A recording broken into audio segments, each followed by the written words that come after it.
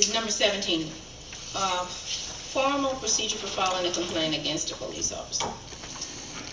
I really don't know at this time what the formal procedure is, and that's why I asked the chief to be able to explain. Several times I've come to the mayor's office, and there I met some people here standing outside waiting for the mayor, and I was asked that question. So I basically couldn't answer it, and I don't know if any of the other council members can answer it. So I kind of wanted to get that out, like what is the formal procedure?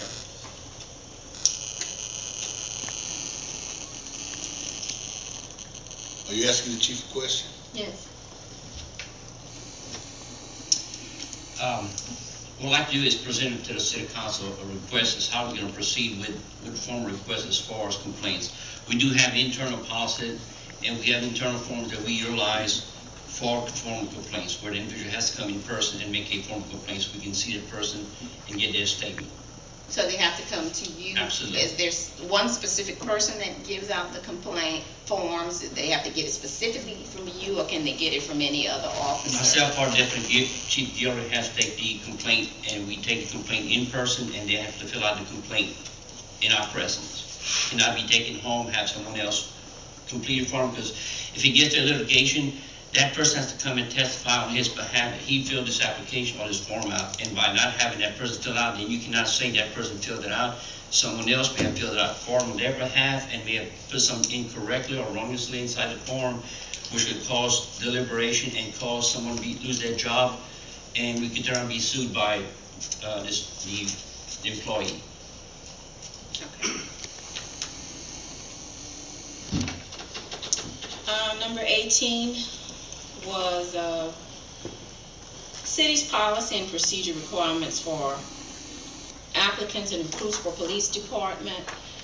And that's not the police department's application. This is, I guess, the procedure for hiring police officers that the city have. Don't have the form with me, but the mayor and personnel did revise, and I think they sent the chief a letter.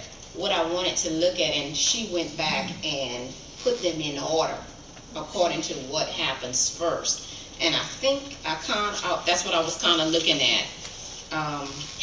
It was something into the effect of the drug testing first, not the drug testing, the psychological exam came first, and then the drug testing, and then there was another procedure, the medical.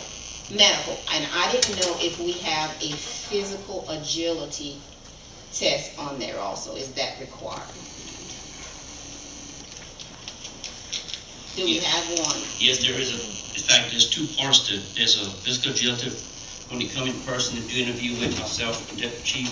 And there's also a physical agility when they go through a leader program, which is a training institution that we have in Lafayette, which they have to complete so many weeks of physical training, as well as statute laws, and then also proper procedure of police work.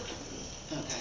And I think those policies were put in place because what's happening is, if we sent them out for all the other testing and paid for it, and then they came back and did the psychological test and they didn't pass it, then we've already spent the money to pay for all those other tests, and they did the psychological test last. So I think it was moved first. So I kind of read over that.